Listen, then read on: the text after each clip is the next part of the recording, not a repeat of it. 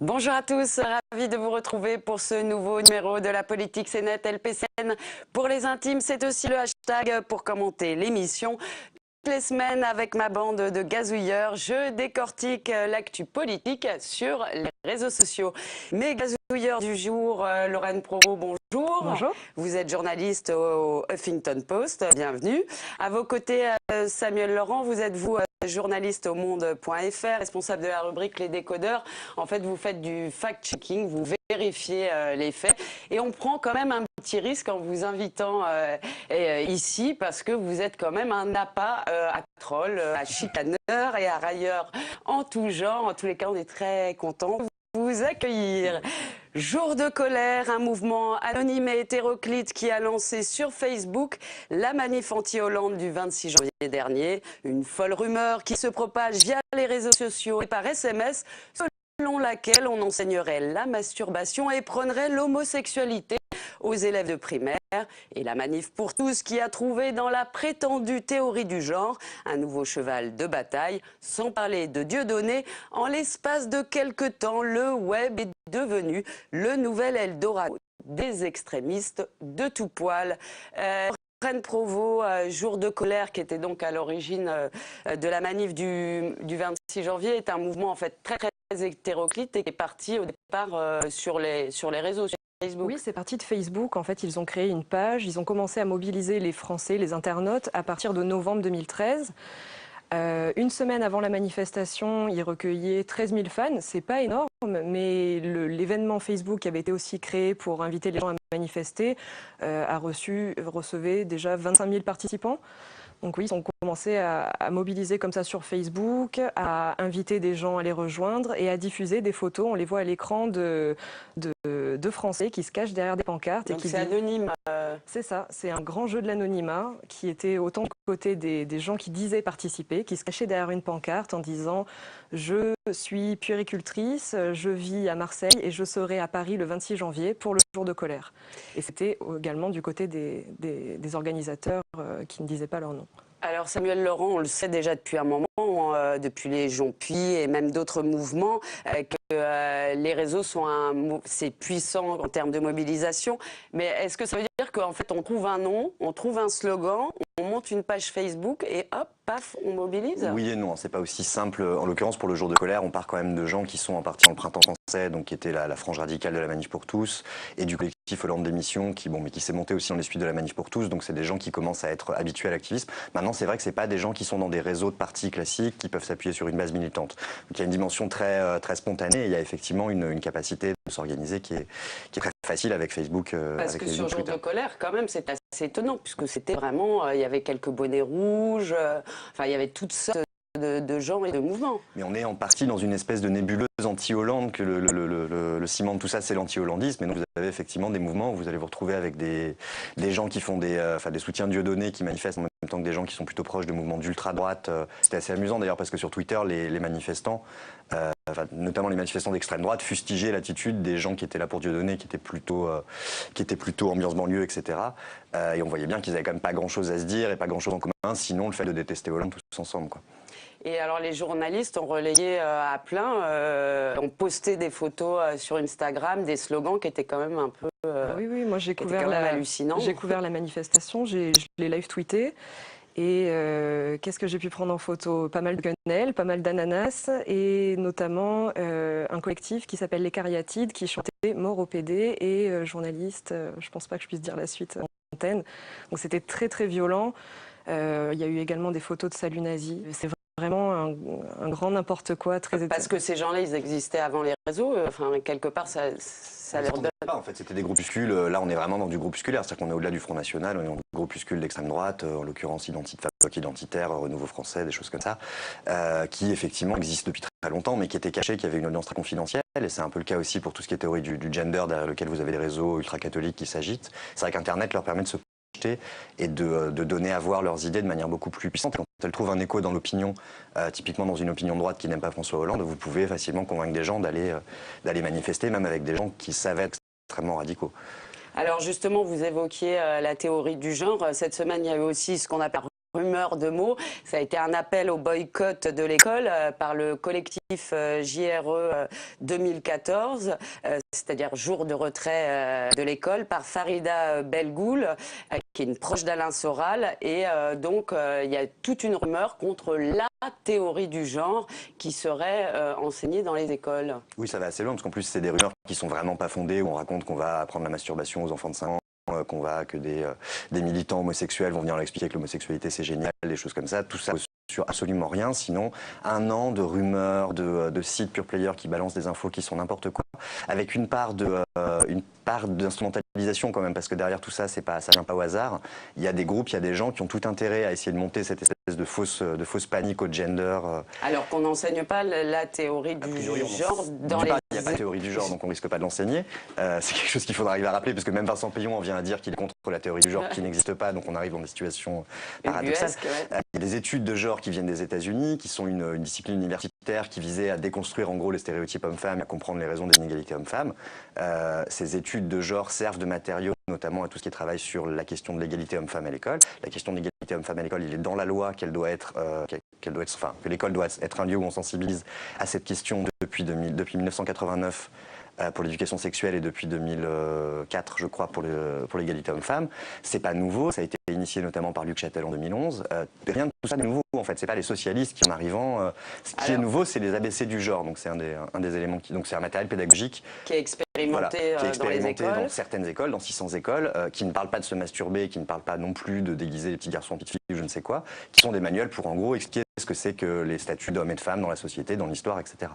Et alors, toute cette intox est relayée, là encore, par les réseaux sociaux et aussi par des SMS qui ont été envoyés en masse. Ce qui est intéressant de voir, c'est qu'il y a eu une mobilisation sur Internet, mais aussi sur place auprès des parents d'élèves. C'est-à-dire des gens qui se présentaient à l'accueil des écoles et qui ensuite récupéraient des numéros de portable et commençaient à envoyer des SMS.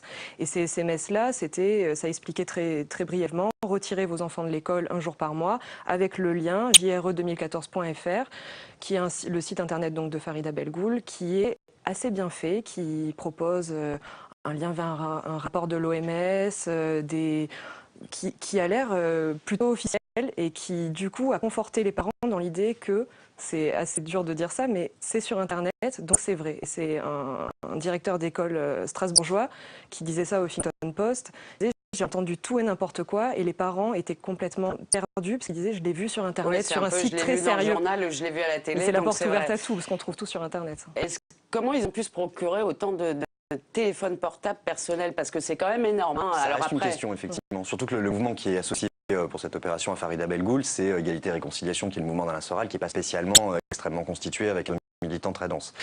Donc pour l'instant, ça reste le mystère. Est-ce qu'il y a des numéros de téléphone qui ont pu être constitués par d'autres et qui ont pu être donnés? Je ne vais pas me hasarder à faire des hypothèses. Pour l'instant, on ne sait pas trop. Est-ce que c'est passé par des réseaux musulmans, puisque ça a été pas mal dans des communautés, pour les personnes, les parents d'élèves de confession musulmane, qui a eu des listings de numéros et qui s'en est servi. Et après, au-delà de ça, il y a une question qui est plus inquiétante. Pourquoi est-ce que les parents font plus confiance à l'école et à l'État quand on leur dit non, c'est pas ce qui va passer? Farida Belgoul a aussi utilisé, et la Manif pour tous aussi, je crois, une fausse citation de Laurence Rossignol qui disait les enfants n'appartiennent pas à leurs parents, ils appartiennent à l'État. Alors Laurence Rossignol, sénatrice PS, a fait un démenti, a dit qu'elle attaquerait, et donc cette citation, vous l'avez vérifiée. On a mis du temps, parce qu'on a mis du temps à récupérer la vidéo. Ce qui est fou, c'est que cette citation, elle se balade sur Internet depuis un an. Et l'histoire est assez emblématique de comment ça fonctionne. Le soir, donc, c'était dans une émission, enfin, en l'occurrence sur France 2, il y a des téléspectateurs qui regardent ça et qui live-tweetent l'émission sur Twitter, et il y en a un qui prend la première partie de la citation qui est exacte. Elle a bien dit: les enfants n'appartiennent pas à leurs parents, ce qui est vrai juridiquement, les enfants sont des personnes. Mais elle dit ça, et ensuite le militant en question qui tweet ça ferme les guillemets et rajoute lui ils appartiennent à l'État, point d'exclamation. Et de retweet en retweet, les guillemets disparaissent et la phrase entière se retrouve citée comme étant celle de Laurence Rossignol, et en tête de track de Farida Belgoul, et dans des centaines d'articles, j'avais trouvé plus de 10 000 occurrences de la citation. Donc c'est illustratif de ces méthodes où on est vraiment dans la déformation, le téléphone arabe, et où ça profite à des gens qui ont tout intérêt à monter une panique autour de ça, quoi. Donc on le disait tout à l'heure, tous ces mouvements ont en commun l'anti-hollandisme, mais ils se retrouvent derrière, dit-il, la dictature socialiste, et ils revendiquent une liberté d'expression, d'où l'utilisation aussi d'Internet, où là, ils peuvent se lâcher comme ils veulent, alors qu'ils estiment qu'ils n'ont pas droit de cité dans les médias traditionnels? Oui, il y a tout le jeu de l'anonymat, il y a le jeu de quel média est corrompu, les médias sont à la botte de la dictature socialiste, et donc il y a énormément, Samuel en parlait tout à l'heure, de sites qui se présentent comme des pure players libres. Sur Jour de colère, j'ai reçu des tracts pour différents médias libres, une TV libre, TV Liberté, une revue.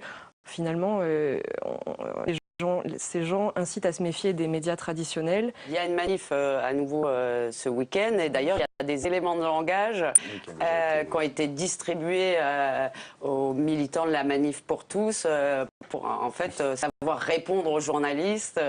Et pour éviter les dérapages, mais c'est vrai qu'on est dans une culture du contre-média. Internet, ça a toujours été le contre-média, le média des gens qui n'ont pas la place de s'exprimer dans les médias traditionnels. Mais aujourd'hui, on voit bien aussi qu'il y a une perte de crédibilité des médias et qui est assez effrayante, parce que du coup, ce type de sites qui sont vraiment militants, qui manipulent les gens, sont jugés plus crédibles, notamment parce que vous recevez ça par Facebook, par votre ami machin, que vous lui faites confiance et que vous dites, bon, bah, si c'est machin qui me l'envoie, c'est vrai.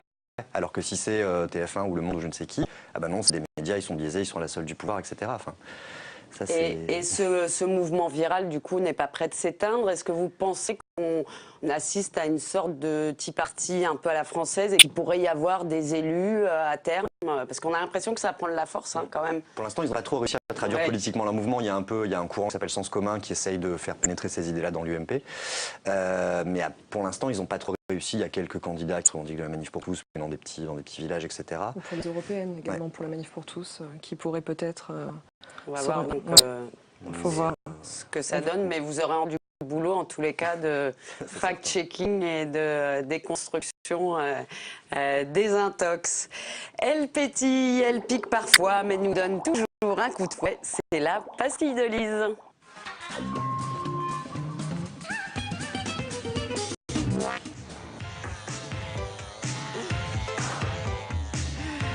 Nous accueillons Lise Pressac. Bonjour Lise. Bonjour Caroline. Et donc, comme chaque semaine, vous allez nous livrer votre coup de cœur ou votre coup de gueule en musique donc. Et en musique donc, oui, parce que si vous êtes fan de Prince, vous avez bon goût, mais ce serait bien de ne pas le montrer puisque l'artiste a porté plainte contre 22 fans de sa page Facebook. Alors leur tort, avoir partagé des liens de vidéos de ses concerts. Prince estime que leur diffusion porte atteinte à ses capacités de revenus. Rendez-vous compte, partager un concert vieux de 31 ans l'empêche de gagner sa vie. Alors s'il vous plaît, arrêtez si vous l'aimez et surtout si vous n'avez pas envie de le payer cher, car Prince réclamait $1 million à chacun de ses fans enthousiastes, donc 22 millions au total, rien que ça.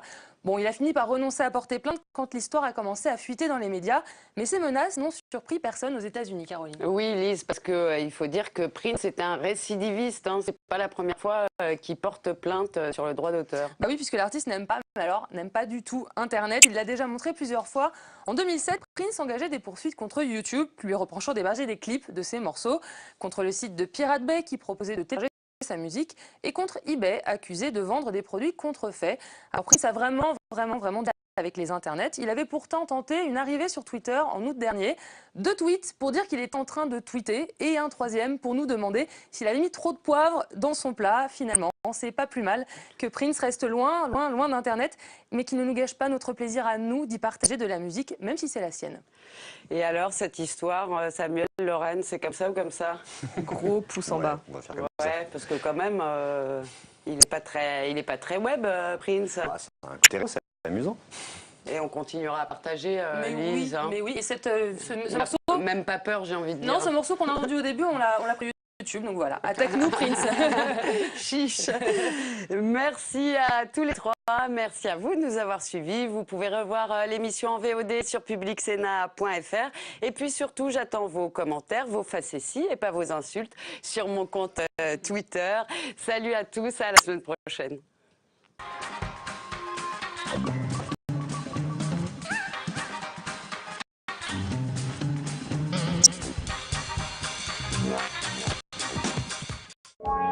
Ce soir sur Public Sénat, à 22 h, Bibliothèque Médicis. Le